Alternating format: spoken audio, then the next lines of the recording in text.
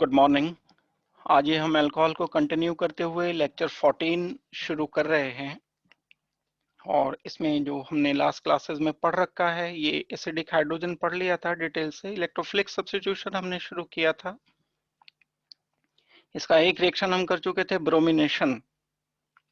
आज हम जो शुरू करेंगे ये नाइट्रेशन करेंगे, सल्फोनेशन, कॉल्ब्स रिएक्शन, जितना भी हो जाएगा लेक्चर में, रीमेटिमन रिएक्शन।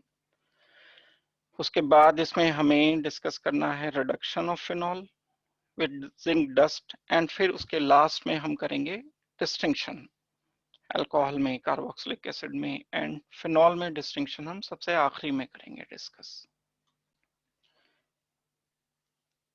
ये नाइट्रेशन ऑफ बेंजीन हम शुरू कर रहे हैं और इलेक्ट्रोफिलिक सब्स्टिट्यूशन का ये एग्जाम्पल है। जैसा कि हमने अभी डिस्कस किया था, इलेक्ट्रोफिलिक सब्स्टिट्यूशन में एक इलेक्ट्रोफाइल बाहर से आता है, बेंजीन से H पॉजिटिव, H नहीं बोलना है, H पॉजिटिव बोलना है, H पॉजिटिव माइनस हो जाता है। इलेक्ट्रोफिलिक मतलब आने वाली चीज इलेक्ट्रोफाइल है। सब्स्टिट्यूशन मतलब एक आया तो एक हट गया। सब्स्टिट्यूट जैसे हम टीम में भी बोलते हैं कि ये सब्स्टिट्यूट है, बाहर बैठा है, एक बार चला गया उसकी जगह दूसरा आ गया तो वो सब्स्टिट्यूट हो गया। बस ये सब्स्टिट्यूशन इलेक्ट्रोफाइल ने किया है तो इसलिए इलेक्ट्रोफिलिक सब्स्टिट्यूशन बोला जाएगा। इलेक्ट्रोफिलिक सब्स्टिट्यूशन में हम नाइट्रेशन करेंगे तो जो अटैकिंग रिएजेंट होता है वो NO2 पॉजिटिव होता है।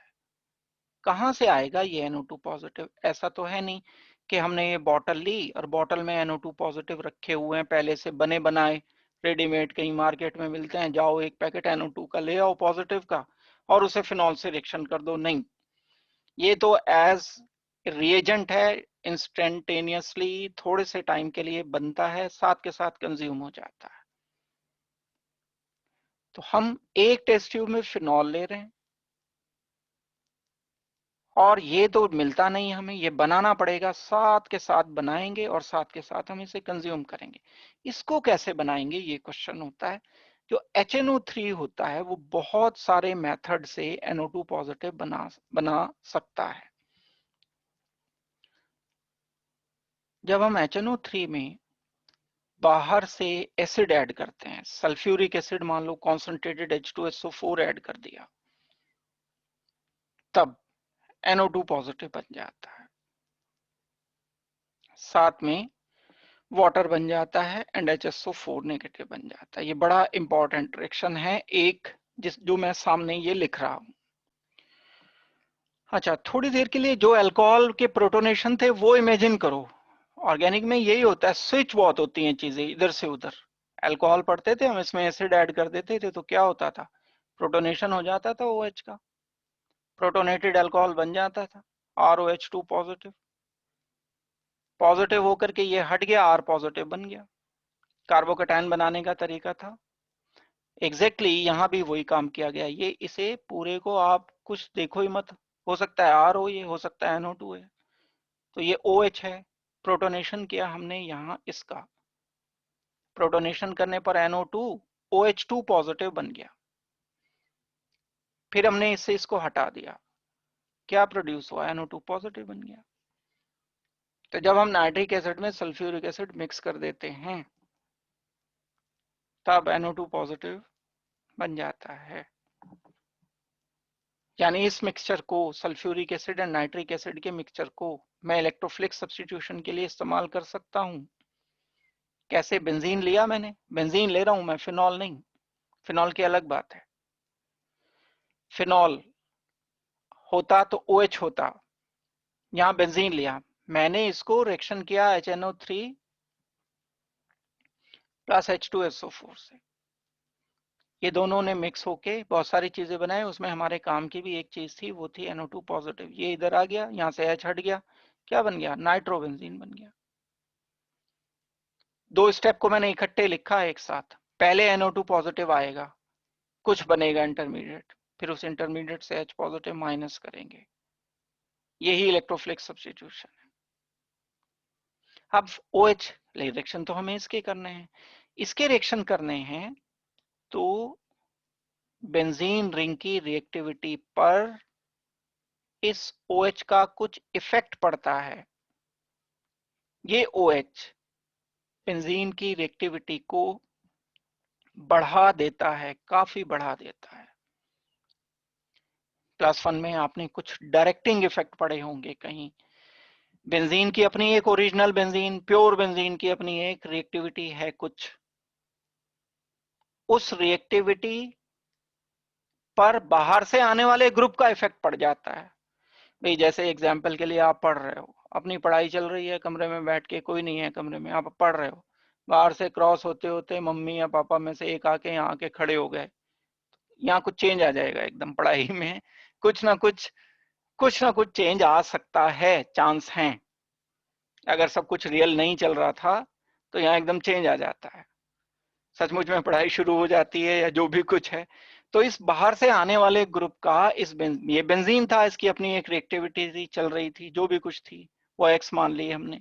बाहर से कोई एक ग्रुप आ गया, ये ग्रुप वेरी कर सकते हैं, ये कोई भी हो सकता है, मम्मी का इफेक्ट अलग पड़ेगा, पापा का अलग पड़ेगा, भैया का अलग पड़ेगा, सिस्टर का अलग पड़ेगा, ये अलग अलग हो गए।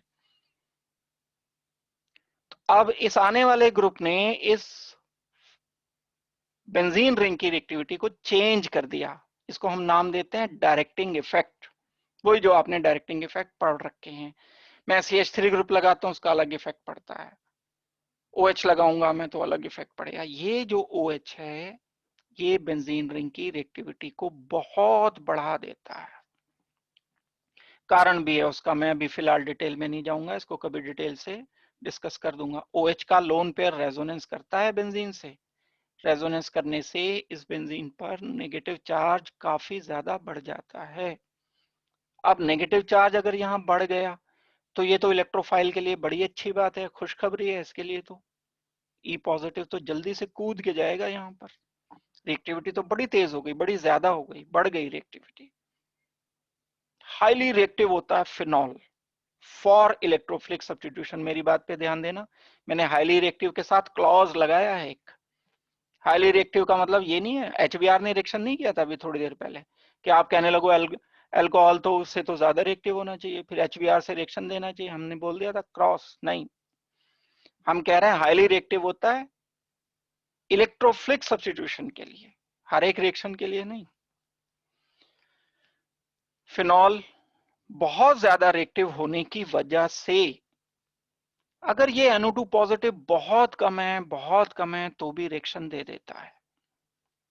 नॉर्मल बेंजीन, मैं आपको अंतर समझाने की कोशिश कर रहा हूं, नॉर्मल बेंजीन था मेरे पास,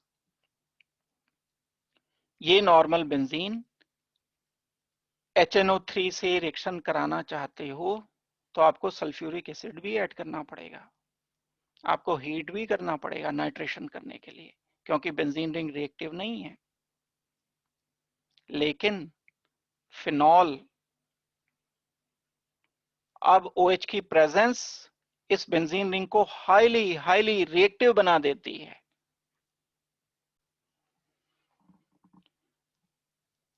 ये ring, benzene ring highly reactive इस OH की वजह से हो जाने के कारण हमें सल्फ्यूरिक एसिड ऐड करने की जरूरत नहीं पड़ती, हमें बहुत ज्यादा हीट करने की जरूरत नहीं पड़ती।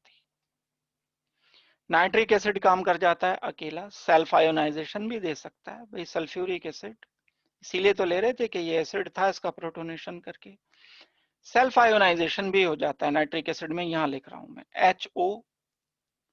HONO2 नाइट्रिक एसिड दूसरे नाइट्रिक एसिड के बचे हुए मॉलिक्यूल से रिएक्शन कर सकता है, सेल्फ आयोनाइजेशन देते हैं, लेकिन ये बहुत पुअर होते हैं, बहुत वीक होते हैं। ये H पॉजिटिव एक ने दिया, दूसरे ने गेन किया, कराते ही हैं हम इक्विलिब्रियम में सेल्फ आयोनाइजेशन वाटर का, एक OH नेगेटिव बन जाता है, एक H3O पॉजिटिव बन जाता है। तो मैं यहां लिखूंगा OH2 positive NO2 plus NO3 negative, ये तो NO3 बचा ना पूरा, ये आगे माइनस करके वाटर बना देगा NO2 पॉजिटिव।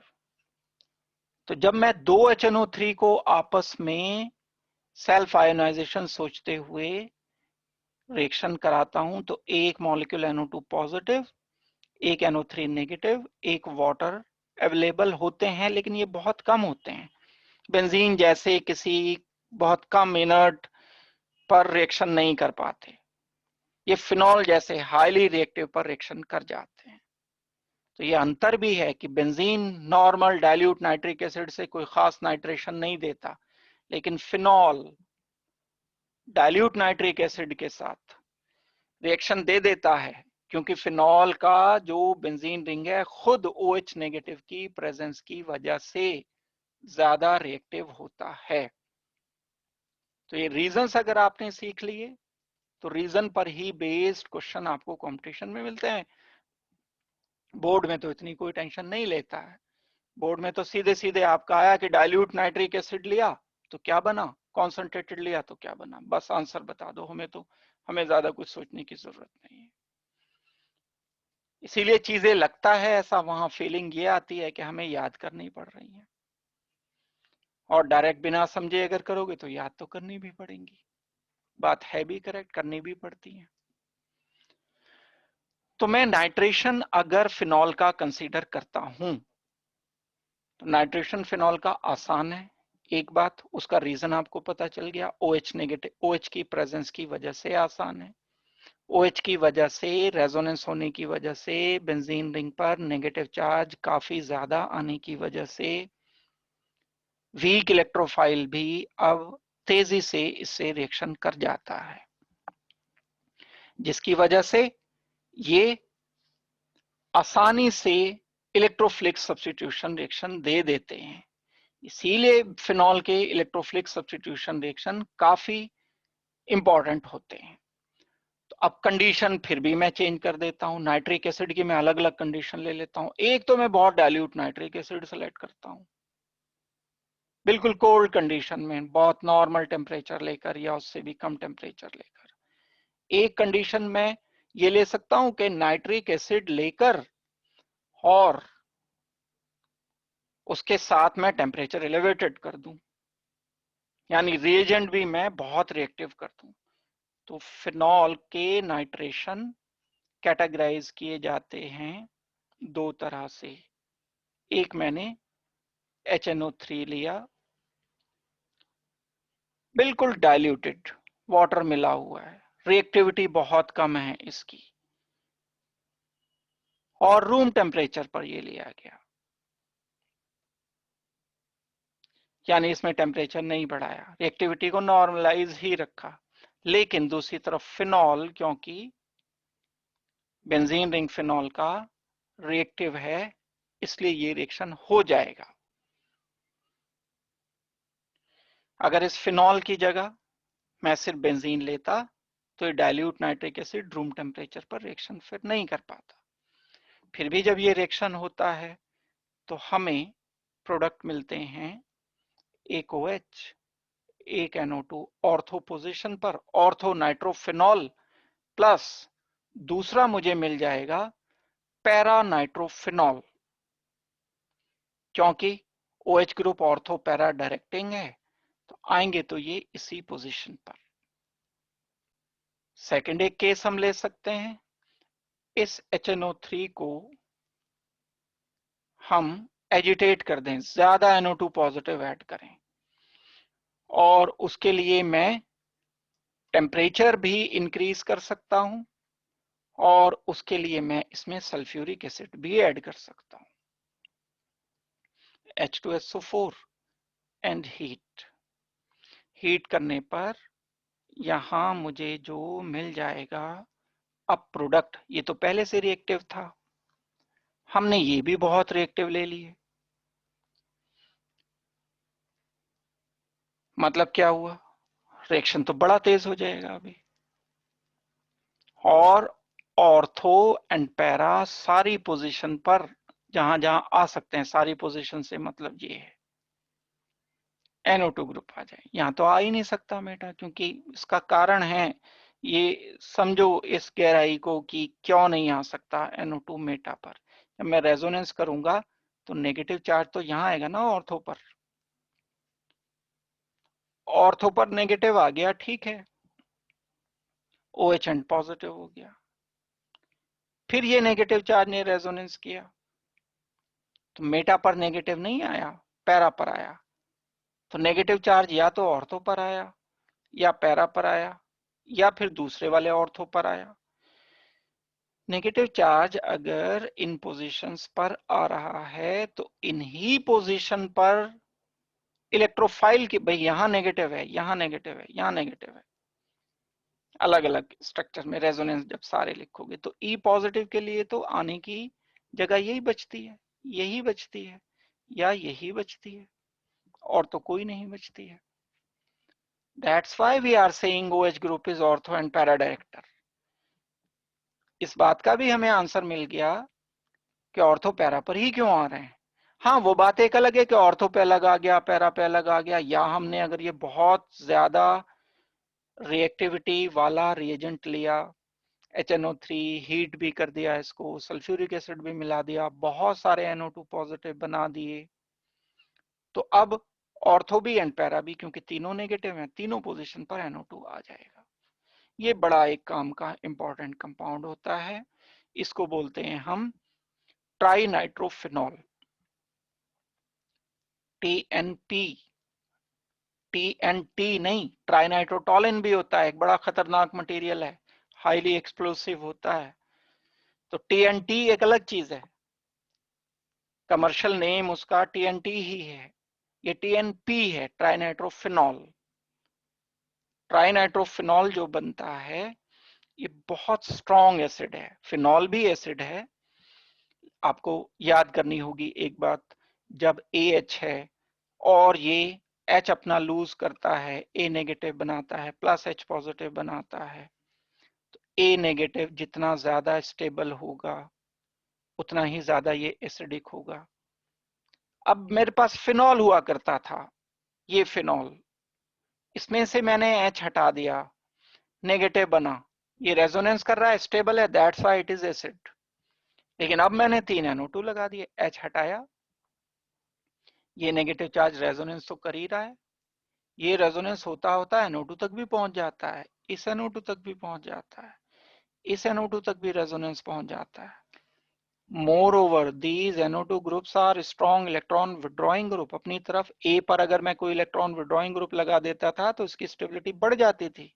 ये लोगों ने बेसिक पढ़ रखे हैं पक्के, उन लोगों को ये बात एकदम समझ लग गई होगी कि NO2 तो इस फिनॉल की रिएक्टिव, अब एक ना आधा 3 NO2 ग्रुप लगा है और रेजोनेंस भी हो गया, इंडक्टिव इफेक्ट भी बढ़ा रहा है, जिसकी वजह से this trinitrophenol is highly acidic in comparison of phenol. बड़ी इंपॉर्टेंट बात है कि फिनॉल के कंपैरिजन में ये ट्राइनाइट्रोफिनॉल बहुत ज्यादा एसिडिक होता है। मैं ज्यादा एसिडिक नहीं बता रहा हूं, बहुत ज्यादा एसिडिक।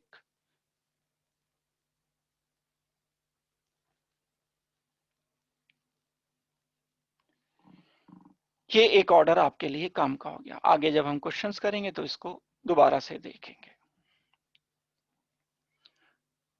ट्राइनाइट्रोफिनॉल को TNP एंड ट्राइनाइट्रोटोलिन, ये एक्सप्लोसिव की तरह से एक्ट करते हैं, बिल्कुल दोनों, ये भी एक्सप्लोसिव होता है। ट्राइनाइट्रोटोलिन जो होता है ये ज्यादा एक्सप्लोसिव होता है, और दूसरी काम की बात ये है कि ये येलो कलर का कंपाउंड होता है।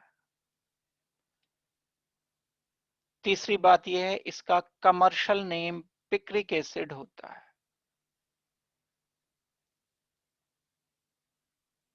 नाम इसका कॉमन नेम भी याद रखना है।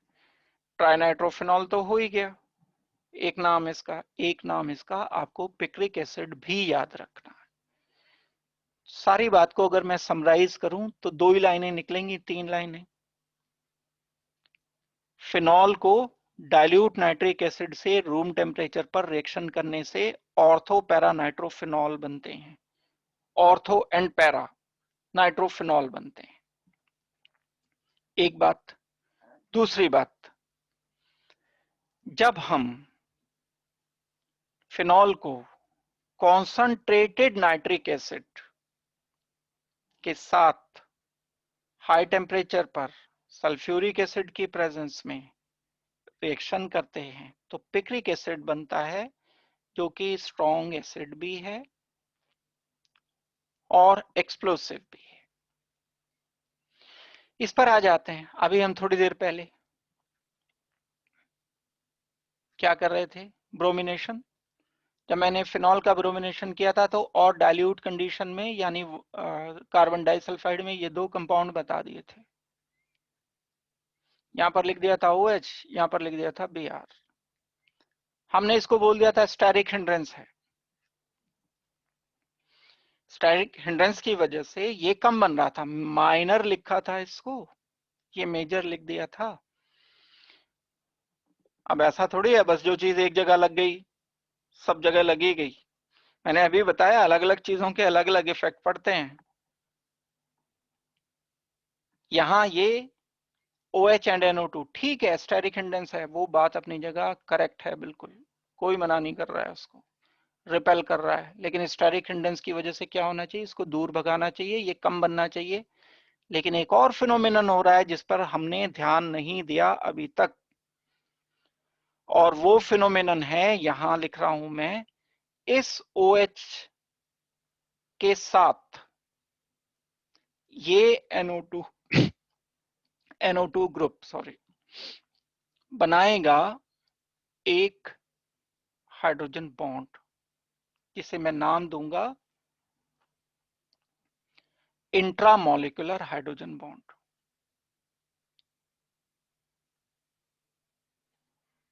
ठीक है, रिपेल किया, लेकिन रिपेल करने से ज्यादा तो अट्रैक्ट कर दिया उसने।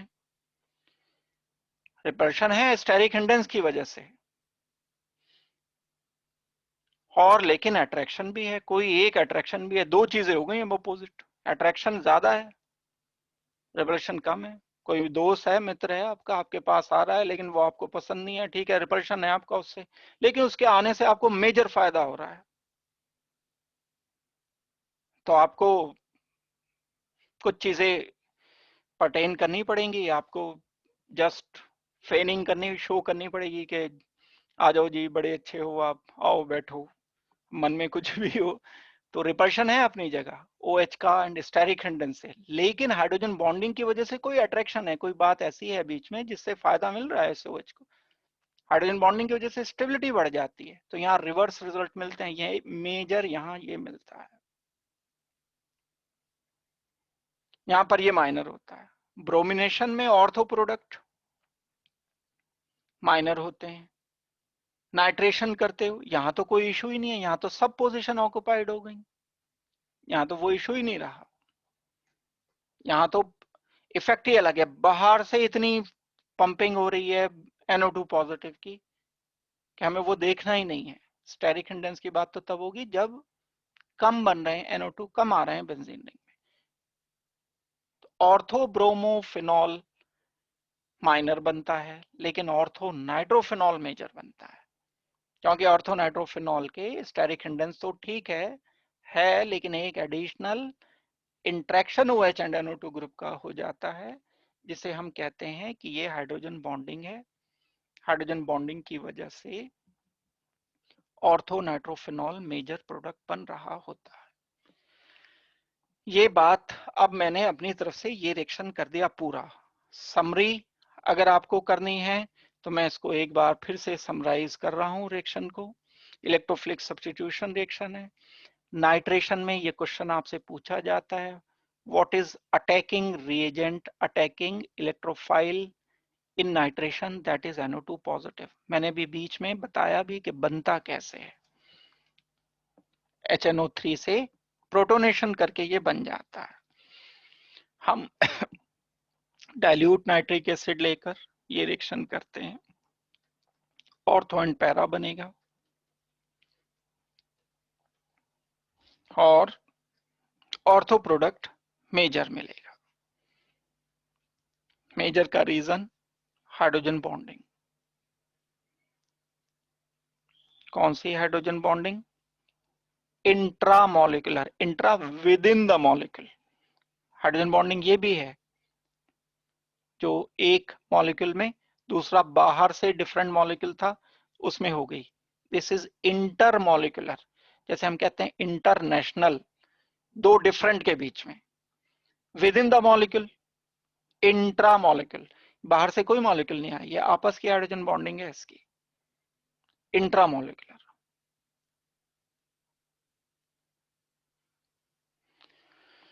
ये हमने मेजर लिखना है। तो सारी चीजें मैंने इसमें डिस्कस कर दी। डाइल्यूट होना चाहिए रूम टेम्परेचर पर, इंट्रामोलिकुलर हाइड्रोजन बॉन्डिंग होनी चाहिए। अब दूसरी एक कंडीशन, ये नाइट्रिक एसिड डाइल्यूट ना लेकर ज्यादा या कॉन्सेंट्रेटेड हम लेते हैं, टेम्परेचर भी बढ़ा देते हैं, सल्फ्यूरिक एसिड भी हम ले लेते हैं। ये पॉइंट अभी मैं बताऊंगा आपको इसका समझाने के लिए। फर्दर हम क्या करते हैं, NO2 इंट्रोड्यूस करना है, जरा सी बाहर की कंडीशन एनवायरनमेंट चेंज किया, कॉन्सेंट्रेटेड नाइट्रिक एसिड ले लिया, डाइल्यूट नहीं लिया, और इसको जब हमने हीट किया सल्फ्यूरिक एसिड के साथ तो ट्राइनाइट्रोफिनॉल बना, जिसका नाम हमने पिक्रिक एसिड रखा है। ये पिक्रिक एसिड जो होता है स्ट्रॉन्ग एसिड होता है, येलो कलर का एक एक कंपाउंड होता है। डिफरेंस दोनों में, dilute nitric acid and concentrated में, आपको पता होना चाहिए। एक और मेजर बात है ये, इस पूरे रिएक्शन में एक बात हमें और ये पढ़नी है, वापस मैं इस पर आ रहा हूं। जब हम फिनॉल लेकर ये रिएक्शन को कर देते हैं, एक टेस्ट ट्यूब ली, उसमें फिनॉल था, उसमें मैंने बाहर से ऐड किया dilute nitric acid, dilute, ortho एक ये प्रोडक्ट मिला प्लस पैरा, एक ही टेस्ट ट्यूब में मिलेंगे ना, अलग अलग थोड़ी, ऐसा थोड़ी बन के कूद के दूसरी टेस्ट ट्यूब में पहुंच जाएगा, एक ही जगह मिले ये दोनों, मिक्सचर है इन दोनों का। इनको सेपरेट करना, इंपॉर्टेंट कंपाउंड होते हैं ये, इनको सेपरेट करना पॉसिबल है फिजिकल मेथड से। इनको सेपरेट करने के लिए हम स्टीम डिस्टिलेशन का इस्तेमाल करते हैं। +1 में एक चैप्टर होता था प्यूरिफिकेशन का, उसमें हम दो या दो से ज्यादा कंपोनेंट को सेपरेट कर सकते थे। क्या करते हैं, ये मेरे पास ऑर्थो प्रोडक्ट है, ऑर्थो नाइट्रोफिनॉल, ये एक पैरा नाइट्रोफिनॉल है। जब हम इसको स्टीम पास करते हैं इसमें, तो स्टीम बबल के साथ ऊपर निकलती है, पूरा सेटअप होगा, स्टीम यहां पर आएगी, स्टीम के साथ साथ ऑर्थो नाइट्रोफिनॉल स्टीम में मिक्स होकर इस ट्यूब के जरिए दूसरी जगह पर पहुंच जाएगा। और जब हम इस स्टीम का टेम्परेचर कम करेंगे तो ये स्टीम तो वाटर में कन्वर्ट हो जाएगी, यहां साथ में ऑर्थो आएगा, सिर्फ पैरा नहीं आएगा। तो हम इसे एक टेक्निकल टर्म देते हैं कि ऑर्थो नाइट्रोफिनॉल स्टीम डिस्टिलेशन देता है या स्टीम वोलेटाइल है, यानी स्टीम के साथ मिक्स करने पर इसके वेपर्स बन जाते हैं। स्टीम वोलेटाइल होने का मतलब, वोलेटाइल जो चीज उड़ जाती है, आसानी से इवेपोरेट हो जाती है, वो वोलेटाइल है। जब स्टीम के कांटेक्ट में आती है और तब वो वोलेटाइल होती है, तब हम उसे नाम देते हैं स्टीम वोलेटाइल। ऐसा क्यों है, ये दो में से सिर्फ एक यही क्यों स्टीम वोलेटाइल है, क्योंकि इसमें आपस में हाइड्रोजन बॉन्डिंग होती है, इसके बॉइलिंग पॉइंट कुछ कम है। कम बोल रहा हूं मैं, ज्यादा नहीं। आपस में हो गई ना हाइड्रोजन बॉन्डिंग, आपस में हो गई तो दूसरे मॉलिक्यूल से नहीं कर पाएगा ये, तो इसके बॉइलिंग पॉइंट कुछ कम रह जाते हैं, क्योंकि इसका हाइड्रोजन यहीं का अपने आप में ही बिजी हो गया, दूसरे से हाइड्रोजन बॉन्ड नहीं बना पाया। जबकि पैरा नाइट्रोफिनॉल का हाइड्रोजन फ्री है, इंट्रामोलिकुलर हाइड्रोजन बॉन्डिंग नहीं कर रहा है, तो वो दूसरे के साथ इंटरमोलिकुलर हाइड्रोजन बॉन्ड बना पाएगा। Para nitrophenol intermolecular hydrogen bonding बनाने की वजह से लेस वोलेटाइल है, इवेपोरेट नहीं हो पाता, वो इधर ही रह जाएगा, ये स्टीम के साथ दूसरी तरफ पहुंच गया। ऑर्थो एंड पैरा को सेपरेट करने का ये बड़ा कॉमन, बड़ा इंपॉर्टेंट तरीका है। इस पर क्वेश्चन मिलते हैं आपको, इवन बोर्ड में भी बहुत क्वेश्चन मिलते हैं। स्टीम वोलेटाइल है, ऑर्थो पैरा नाइट्रोफिनॉल। ये बड़ा इंपॉर्टेंट क्वेश्चन क्या आता है, how can we separate ortho and para nitrophenol? Why we use steam distillation to separate ortho and para nitrophenol? दो क्वेश्चन मैंने बताए, और लैंग्वेज चेंज करके कंसेप्ट सेम के साथ ये आ सकते हैं। तो एक मैंने ये पार्ट डिस्कस कर दिया जिसे हमने नाम क्या दिया, nitration of phenol. Nitration of phenol एक बड़ा इंपॉर्टेंट पार्ट है फिनॉल की प्रॉपर्टीज का, और ये इलेक्ट्रोफिलिक सब्स्टिट्यूशन रिएक्शन का एग्जांपल है। इसके बाद हम दूसरा रिएक्शन करेंगे। एक ये बात में अगर कोई आपको प्रॉब्लम है तो मेरे से पहले डिस्कस कर लो।